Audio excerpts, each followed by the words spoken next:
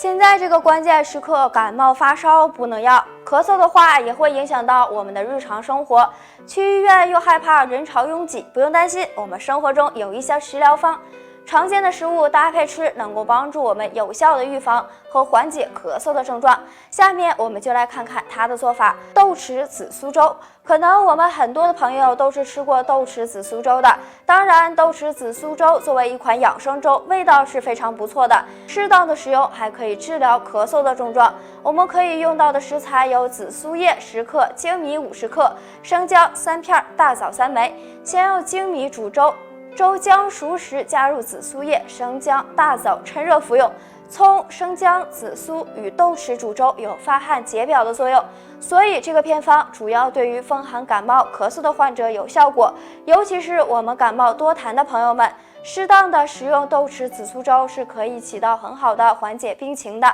好啦，今天的分享就到这儿了，有什么健康的话题的疑问，可以在评论区留言给我，下期见吧。